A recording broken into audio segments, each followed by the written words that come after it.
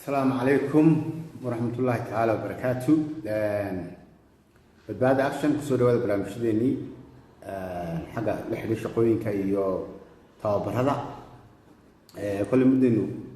حوض كلام مقرين أنتي رمضان تي تبانك الدنبا يو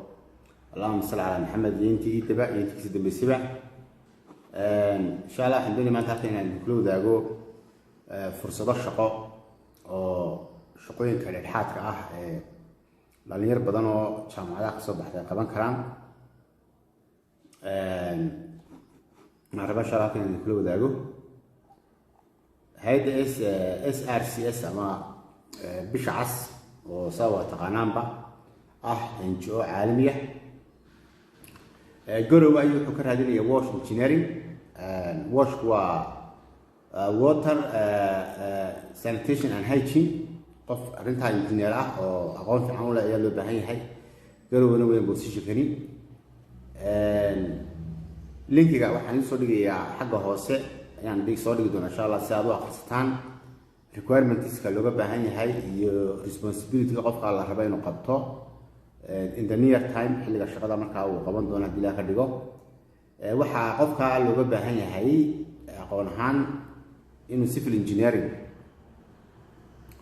وكسيت حاجة محايد اسمهاشا architecture iyo mechanical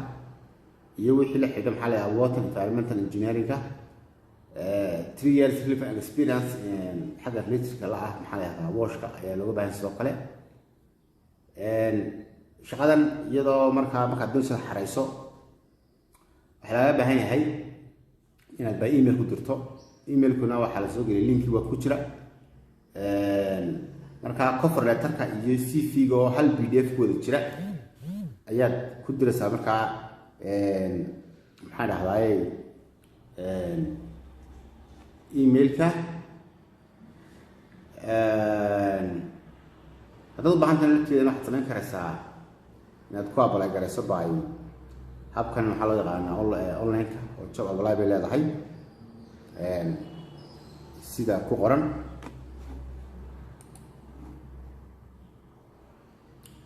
shaqada labadan raaq inaan naqdo waa Chuba Foundation hal yahdo Chuba Foundation waxa baahan tahay project manager baa laga baahan yahay xudun oo ka tirsan Soul Region that's why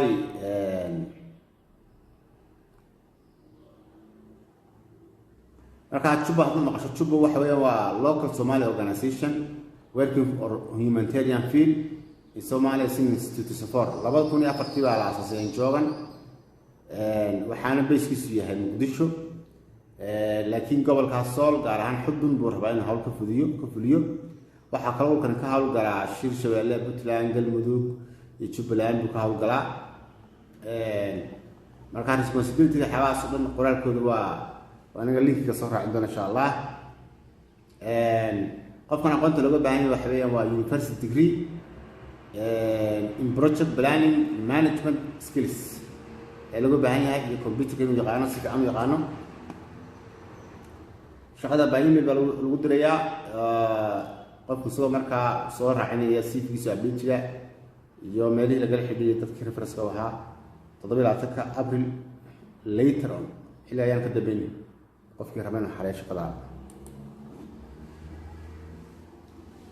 Chuba Foundation sidoo kale waxay raadinaysaa laba position bay u rabtaa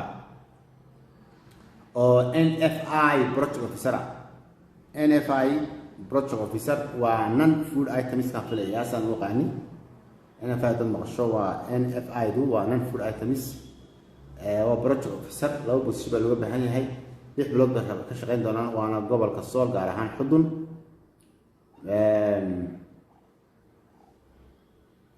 iyada saasileeg baa siisileeg wala diraya waa degree project management looga baahan yahay iyo 2 sano oo aragnimo dhankaas ah data clerks baa loo ay baahan sidoo kale hay'adda loo yaqaano Chuba Foundation oo xuduna oo marka 6 position looga baahan tahay 3 bilood ba shaqeyn doonaan responsibility-gooda waxa weeyaan waa data collection beneficiary registration identification dadkan de waxa la siinayo ama mashruuca uu adeegayo ayaa waxa la sameynayaa in dadka hubiyaan dhaqtadoodii xogtoodana soo habeeyaan secondary baa lagu baahan qofkan secondary living certificate or higher reading or writing skill qofkan ama waa ku fiican yahay xagga akhrinta qoraalida ama something like that haduu shaqadan ma sii kana shaqaasi adag maaha committee waa ku fiican yahay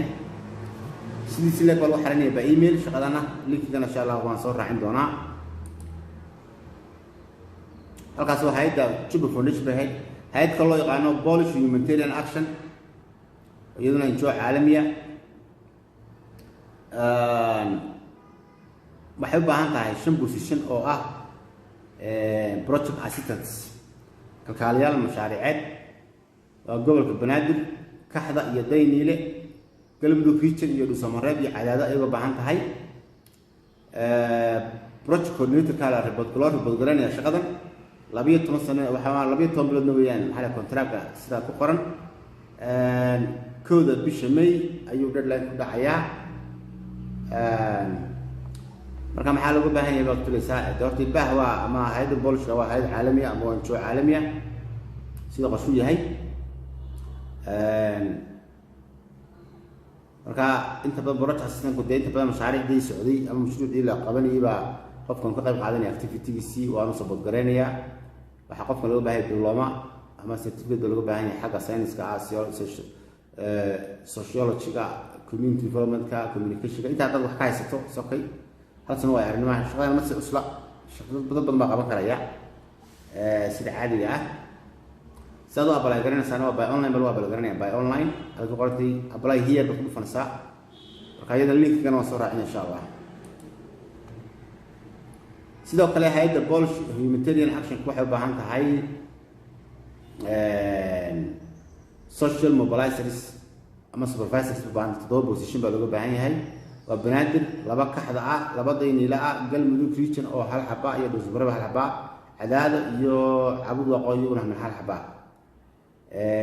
waxa uu report garanaya project assistant ka qofna si report garanaya uu si report garanaya 12 bilood weyn contract-gan kooda bisha May baa ugu dambaysa soo xareynta aqoon ahaan maxaa laga baahan yahay horta waxyaabaha qaban sax kamid ah organize community meetings sida marka ku qoran link-ka marka soo raaciyo waxyaabaha qoran akhriso waa dhowr shay baa qoran qofku qabanaya inuu qofku fahmi karo waa muhiim certificate from recognized institution sociology community development meel la aqoonsiyo shahaado ku soo qaadan muri hal sano oo ay arrimana waa laga baahan yahay sidii leeg watana waa bala garanaysaa halkan iyadana shaqooyin kala jiro iyaduna social mobilizers ah 5 ah oo iyaduna hay'addan Polish Humanitarian Action baa u baahan Allahumma salli ala Muhammad Banaadir oo 7 ma Kaxda iyo Dayniile iyo galmudug bay ka wada hawlgal doonaan marka waa loo kala qaybiyay san filayo I think so contract-kan waa 12 bilood si lamida marka waa mobilizers bay dadka abaabulayaan shaqo badan bay qabanayaan runtii waxaan rajaynayaa insha Allah in shaqooyinka la xareeyo as soon as possible hadii la ka dhigo hay'addan waa hay'ad caalami ah waa international NGO shaqooyinkaasna laga faa'iideysto cidii markaa